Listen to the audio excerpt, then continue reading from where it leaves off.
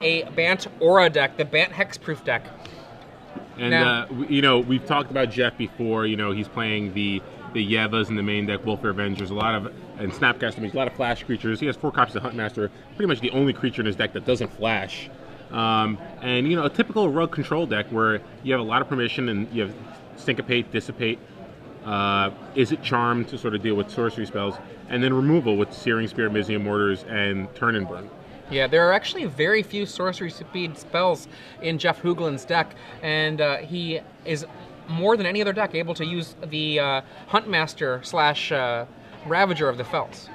Yeah, pretty awkward start by Douglas here. He has a double Senpoto Grove and Avacyn Pilgrim. Not the ideal start for a Bant Hexproof deck. And interesting to see here whether or not Jeff wants to actually cast Mizium Mortars on the Avacyn Pilgrim. yeah, he goes for it. Yeah, and I kind of like this play because if you know your matchup, you know that you're not really going to be getting a lot of value out of your Mizium Mortars probably. And it could just make it so that your opponent can't do anything useful. Yeah. And here we have a follow-up with Pilgrim Pilgrim, but no land from Douglas Ferrell. So interesting keep here by Douglas. And we're going to see a Huntmaster of the Fells. Boom. And Douglas actually has a pretty interesting, some pretty interesting options next turn. I'm wondering whether or not he's going to try to go all in on one of his Avacyn Pilgrims here, because I believe he has a lot of pants, so to speak, a lot of enchantments. He has an Unflinching Courage, Spectral Flight, and a Rancor. I think he might actually have 2 Spectral Flights. So he finally drew a Holophant to actually cast one of them. I wonder whether or not he's going to try to just go all in on one of his Avacyn Pilgrims, or looks like he's going to play the Voice of Resurgence instead. So, yep, looks like a Voice is going to come out. And is he going to just pass the turn back, or... Because, again, Jeff's playing a Rug Flash deck. Doug must figure that he doesn't have a lot of ways to deal with a 5 toughness creature.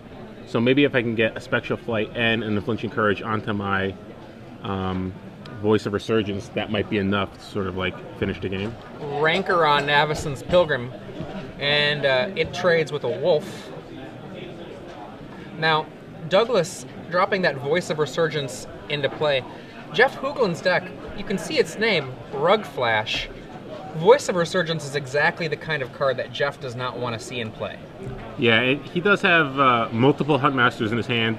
He also has Turn and Burn in his deck, so that's a way that he can actually deal with the Voice of Resurgence. And here he just passes, and like you said, he has a lot of ability to kind of control the flips of his Huntmaster. So Huntmaster dealing with the Voice of Resurgence is pretty effective right there. Yeah. Now, Jeff's list, if you are unfortunate enough to have the Ravager come out, he has a grand total of 11 flash creatures, and then a grand total of 16 instants. Yeah, and it's strange that that Doug would just basically throw away an Avacyn Pilgrim last turn, because, you know, not really sure you want to do that when you have a Voice of Resurgence. The token is really one of the main ways that you have to win this game right now, because you don't really have a lot of action. You have a lot of enchantments, but you're kind of all in on them right now. You don't have your Geist, you don't have your Invisible Stalker, so you kind of need that creature to be pretty large. Unflinching Courage gets syncopated for 2, and Ravager of the Fells sits out. I wouldn't be surprised, actually, if it actually came in. Yeah, here it comes. 4/4 Trampler, here you go. And Douglas still has a Spectral Flight and a Rancor in his hand. So, looks like, are we going to see another Huntmaster of the Fells here? We see Huntmaster. Yep. And will he follow it up with another spell in the main phase? Nope. Passes it on in. Just another land here. So he's going to be able to, he might want to just go all in here on the Elemental token and try to win with that. It's going to be a tough race for him, though, because by casting those spells, he's going to reflip the Huntmaster, and Jeff is going to gain another 2 life. And that first Spectral Flight does work. +2/+2 on a XX Keldon Warlord proxy. That's a 4/4. Other flight, he splits up the the enchantments. So he's got a 3/3 flyer and a currently 4/4 flyer. So now, yeah, you can't just pass. I think you have to cast Rancor. Oh, He chooses wow. not to cast Rancor? So yeah, wow, interesting. He chooses not to cast Rancor for some reason. Not sure why, because the card is going to flip. Maybe he's afraid of... yeah, I'm not sure why you wouldn't cast a Rancor there, because if Jeff chooses not to play Expel this turn, he can just double flip his cards and then kill one of your tokens on his turn anyway. Yeah, so absolutely. That's why I kind of expected him to put the Spectral Flights on one creature. Just go all in. Because you got to make it bigger than 4 toughness against a deck like Rug Flash. That's the only way you can really expect your creatures to survive. And one of those creatures gets knocked down, the elemental token killed by a double Ravager flip. So, yep, Douglas doesn't really have an unflinching courage. There's no way he's going to win this race. So, Jeff Hoogland pulls ahead 1-0 in this match. We go to the sideboard. Douglas Ferrell, let's see. Negate is a pretty solid card against a deck that's going to be a little bit slower on the take, so you can actually fight a counterspell war against those Dissipates or Syncopates. And he's positioned in this matchup to be able to actually make use of it, because he does have a slightly faster deck, but he does not have a particularly impressive answer to a lot of the cards like, say, Huntmaster. He might bring in Nevermore and just name Huntmaster. Yeah, you know what? I'm honestly not that afraid of the Huntmaster in this matchup. I think as long as you can get one of your untargetable guys in play, I think you're in good shape. I don't really think you're going to be too scared of losing that matchup.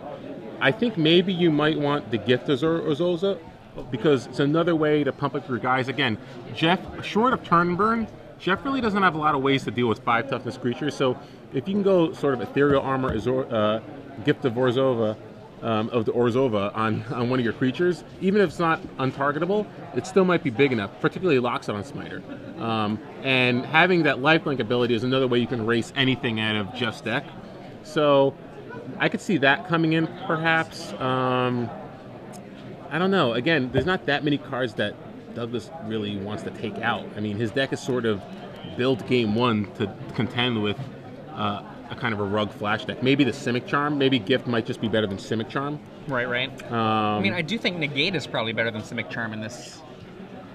Well, maybe not, because Simic Charm can be +3/+3, and that's effectively a counterspell against a Searing Spear or a Mizium Mortars, and it has the ability just to actually hit the face at a certain point. Yeah, because there's not that many creatures you want to bounce. Although if you do have a Geist of St. Track, it is a way to power through a Wolfware Avenger, so it doesn't die. But again, I think I'd rather have a Gift there. But I don't know. I think his deck is just pretty well suited against a Rug control deck game one.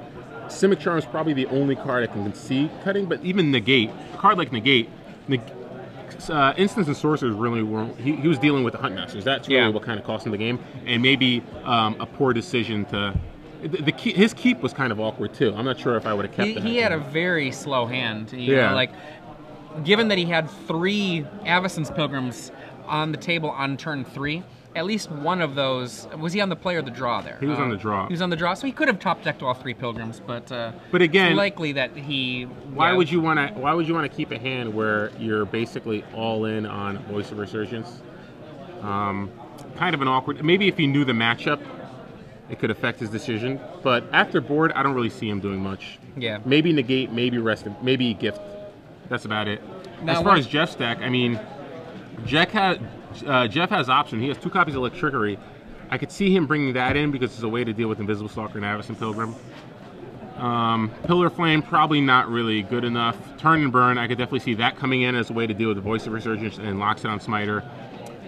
Not sure you need the Dissipate. I could see Magma Quake coming in, and the Clones as a way to deal with Geist of St. Trap. I think he will bring in those pillars, actually, just because of the Voice of Resurgence being so scary. I mean, that's a scary card for him. Yeah, that's right. Yeah, Pillar Flame is a good way to deal with Voice of Resurgence. So, Electrickery, Pillar Flame, Turn and Burn. So that's 6 cards, and maybe the Magma Quake 7, and then 2 Clones. So 9 cards he wants to maybe bring in. What does he want to board out, though? I mean, one of the things, I don't mind counterspells in Douglas Ferrell's deck in this matchup, but for Jeff's deck, I feel like he is going to be on the back foot so much. the Syncopates and the Dissipates are generally speaking going to be hitting enchantments. That's what, and perhaps a Geist of St. Traft as well. But it's just such a slow card. I mean, yeah, I don't think you need the Syncopates or Dissipates as much. You definitely don't need the Izzet Charms, and don't really think you need the Searing Spear in this matchup too, to be honest, because it doesn't kill what matters, you know. Yeah. So I think Searing Spear, Syncopate, shedding definitely Izzet Charm, probably Searing Spear, and then shedding some of the Syncopate Dissipate numbers. I can see those cards coming out. Yeah, I mean, I think particularly the Syncopate, if he's going to be on the draw, the Syncopate on the draw against an Avacyn's Pilgrim deck that's aggressive, seems like it probably won't work. Maybe he wants to bring in Progenitor Mimic too, just as a way to sort of lock up the game later on. If you're copying your Huntmaster, if you're able to slow down the initial onslaught, it's also a way to deal with Geist later in the game. But again, 6 mana might be too much. Invisible Stalker from Douglas Ferrell to be the first action in the game. So it looks like Jeff does have the Electrickery, so let's see if he tries to go for it now, or does he wait for Douglas to try to pants it up? Yep, looks like he's going to wait. Pants. So this could be a blowout. Pants, what's going to happen? Oh, we have a negate. There is the negate. So he did bring in the negate here, but it's, you know, is he going to know to play around the Electrickery? Probably not. Oh boy! He's definitely not before combat. Electrickery. Before is he baiting him? Wow, is Jeff actually interesting? And Jeff's like, I've got this for later. Oh, then no, you don't have to. But if you overload, you overload, you don't have to target anything. If you, so let's see. Can we bring up Electrickery on the broadcast? So, I believe. Okay, so we have Spectral Flight here. This targeting. Is so huge. So in response, for he can cast over. He can cast it. And here's the thing: Jeff was maybe a little too greedy because here's the negate. So now he has no answers. Yeah. Yeah. So Electrickery, you overload it and it removes all the targets from the spell. So it would just deal 1 damage to all creatures. However, Jeff got a little too greedy there, waited a little too long, maybe not expecting the gate. So now Douglas is in a very good position. This is so rough. This is the one of the things we said. One of the only ways Jeff can really deal with untargetable guys is a clone effect for Geist, which won't matter against Stalker, or Electrickery, which is now irrelevant because of the Spectral Flight. So Jeff a little too greedy there, trying to get too much value out of that Electrickery. 2 for 1 is more than good enough in my book. I would have gone for it at the end of turn 3. Particularly because Douglas Ferrell's deck does not run many creatures. Yeah, and I think even the Snapcaster play, I think it's a little too greedy. You're trying to basically indicate, I'm going to race you. You better pants up your guy next turn. But you know, Douglas, is that a Fog too? I think Doug has a Fog in his hand. So it looks like he boarded in Fog as well. That's interesting. In they come for 8. Douglas drops to 6. So that Fog could be relevant, but it looks like we have a clone on Jeff's side of the board. Chooses not to cast it. He's got the Wolfbear Avenger, decides to use that instead. And here we have a Ethereal Armor. Is that going to change the math around anymore? So we have Ethereal Armor. Oh, he goes for the other Stalker, which is kind of risky because, again, you know there's Electrickery. But it works out for him, so he swings for 6. Jeff is 1 swing away from death here. So Jeff is at 5. Wolfbear Avenger comes down. We know Douglas has a Fog to stay alive this turn. However, Jeff does have a clone. So the clone on the Huntmaster. Oh, the Huntmaster isn't flipped though. So, wow. So here comes the Fog. So the Huntmaster is not flipped back to the original Huntmaster that fell. It's a Ravager that fell. So the clone won't gain him the life. So we have a Fog here. Is he going to try to draw 2 cards to draw for a Dissipate, maybe? I think what he's going to end up doing is casting 2 cards in his main phase to flip this Huntmaster. Yeah. And then... so he's going to cast at least... Is it... Spend 2 more. No, he's drawing 2. Yeah. Drawing 2, discard. Oh, and he just... Oh! Wow, perfect. So either way, if the second spell you're going to cast this turn is a Dissipate, it's pretty good. So draws into the Dissipate to dissipate the Fog, and this should be enough to win the game right here.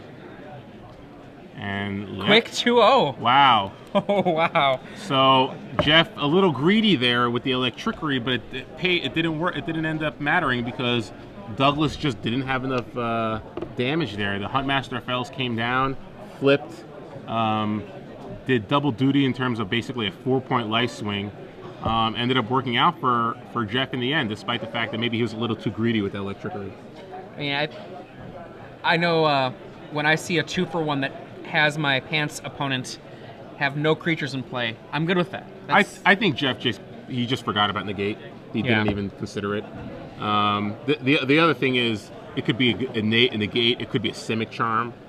You basically need that electricity to resolve because one of the few ways Douglas has to beat you is going, you know,